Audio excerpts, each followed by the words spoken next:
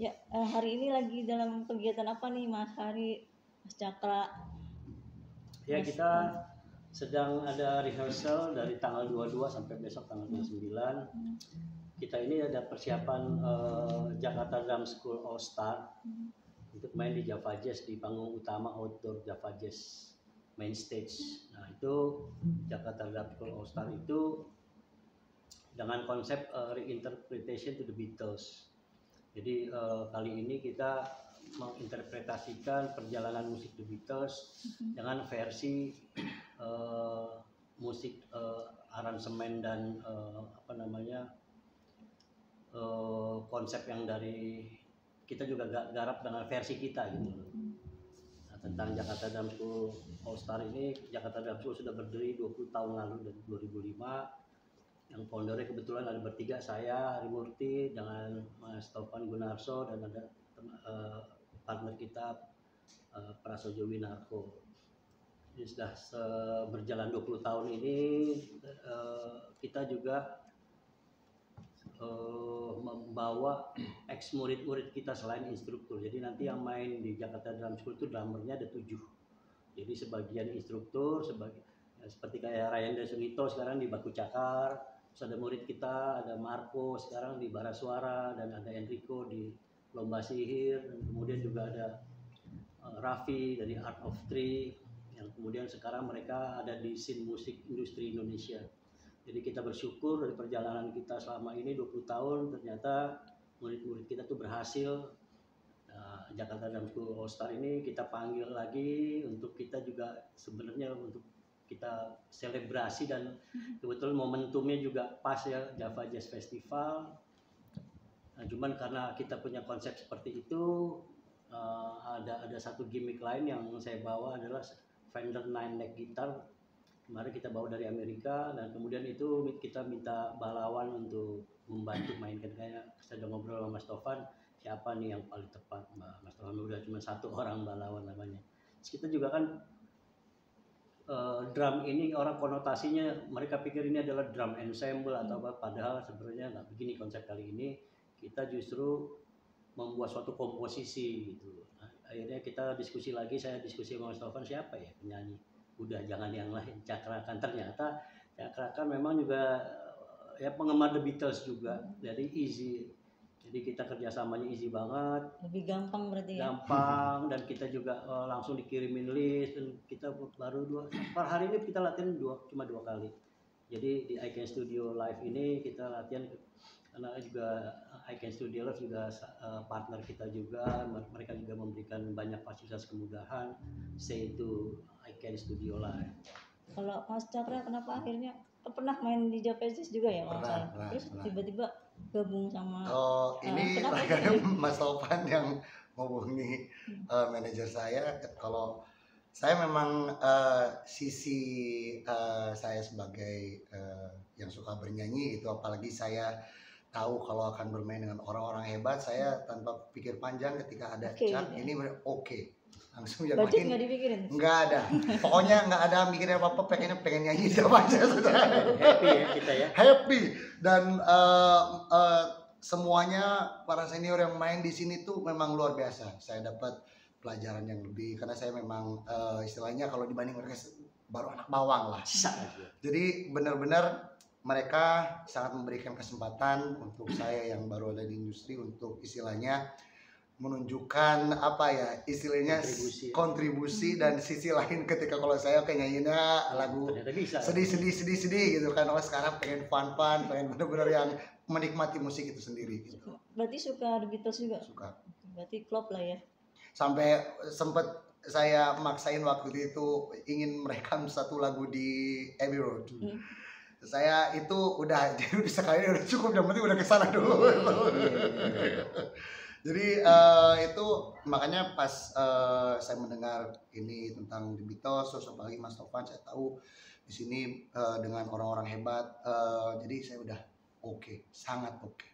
Merasa pernah nervous gitu, gue bareng musik. Pasti, makanya saya sebetulnya pas dikabarin saya tahu lagu The Beatles, cuman ya problemnya kalau saya memang biasanya ntar ada prompter nggak gitu. Jadi karena tahu ini orang-orang hebat semua, gua hafalin dari awal. Itu sih, jadi itu tapi itu yang kayak kepacu lagi. Saya ingin perform maksimal, saya karena ingin juga mengajak penonton yang hadir juga senang-senang gitu. Jadi pokoknya berusaha semaksimal mungkin saya juga. Kalau nanti dibawa konsepnya di panggung nanti akan seperti apa sih? Konsep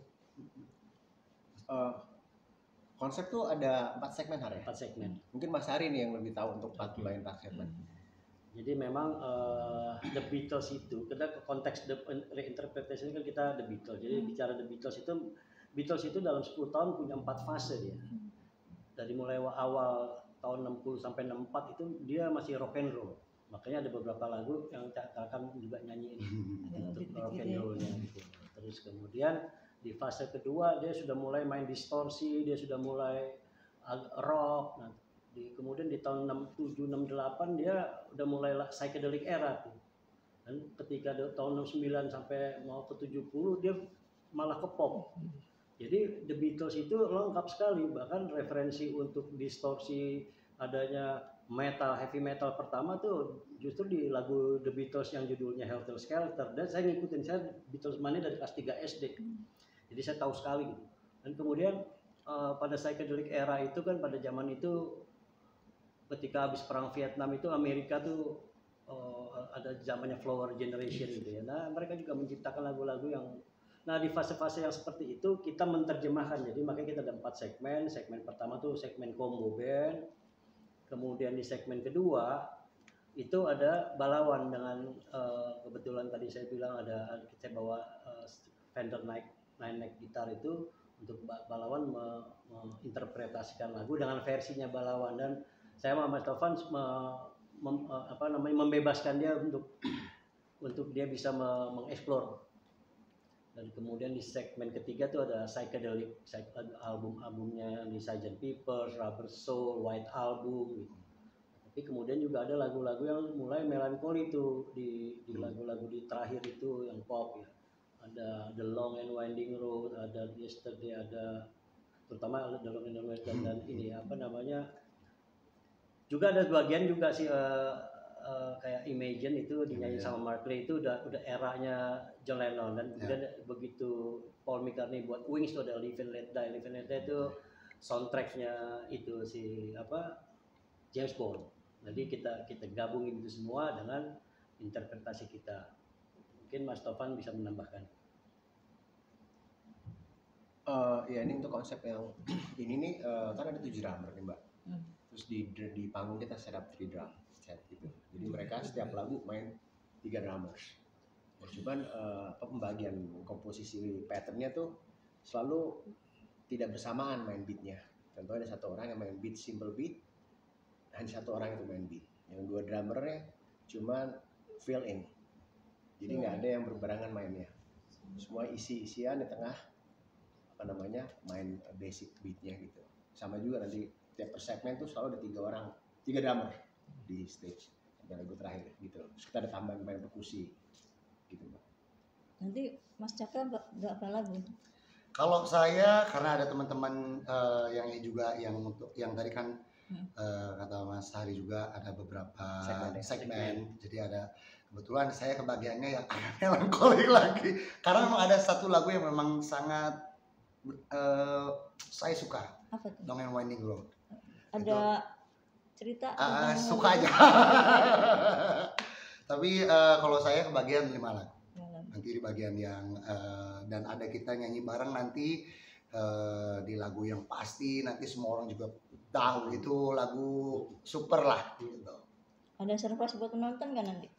Yang pastinya saya nggak akan salto ya. Pastinya saya dari sisi saya sendiri saya fokus untuk menjaga kondisi saya karena biar nanti perform biar maksimal, karena biar bersama senior biar nggak malu-maluin.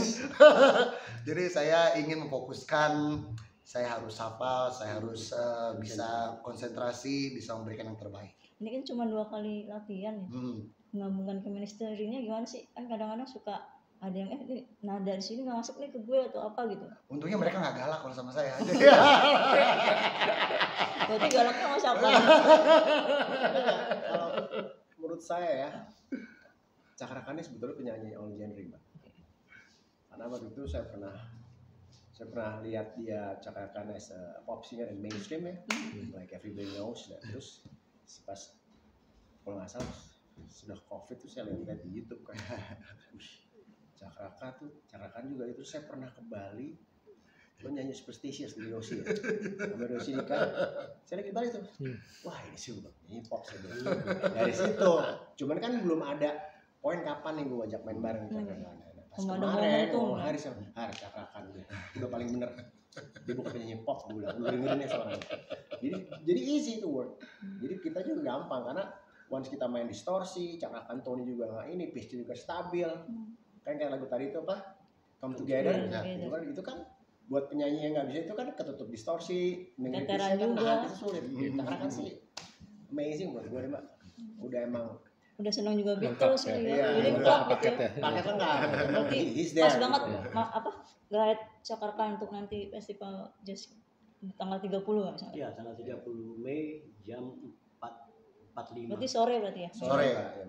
Berarti Cakrakan di segmen di segmen 4. Berarti terakhir? Enggak, bukan. Ada lagi. Ada lagi. Nah, itu surprise-nya tuh. Oke. Harus nonton surprise-nya tuh. Makanya harus ditonton ini. Mas, balik ke belakang nih, ini mungkin Mas Tovan atau Mas Ari yang jawab. Ini gimana pertama kali berjodohnya? Apakah dari pihak Java Jazz-nya dulu yang menghubungi Mas Ari atau Mas Tovan atau sebaliknya gitu dari Java Jazz ini dari awal memang kita sering bekerja sama dalam banyak hal, dari produksi, dari mulai peralatannya. Kebetulan saya di Haris Drumcraft, saya banyak support. Kemudian Java Jazz minta saya untuk bikin musik klinik dan panjang, dan akhirnya kita juga dapat kepercayaan juga untuk kita bisa isi main di Java Jazz. Jadi kita main di Java Jazz itu udah sering gitu. Tapi konsepnya selalu berbeda. Kita pernah bikin 50 drum. Dulu Raffi masih umur 6 tahun tuh. Iya, masih kecil. Sampai ke almarhum Benny Mustafa. Kita dapat rekor muri di situ. Tiba-tiba konsep itu saya godong sama Mas Tovan, kita bikin world music tapi ada Latin, itu juga melibatkan penari, melibatkan pemain kendang. Ya. Jadi pihak Java aja selalu melihat bahwa konsep-konsep yang kita buat itu pasti, makanya mereka kasih kita di panggung besar. Jadi tanggung jawab kita juga, kita harus melakukan sesuatu yang spektakuler, yang terbaik, tapi juga kita juga harus lihat dari sisi bagaimana si penyelenggara itu ingin supaya penontonnya juga apresiasi penuh gitu. Jadi kita juga harus kenapa The Beatles benang merahnya untuk orang bisa nonton terus bisa play along, tapi juga tanpa merusak esensi. Kita balutnya dengan komposisi yang juga sebenarnya nggak mudah dan rumit.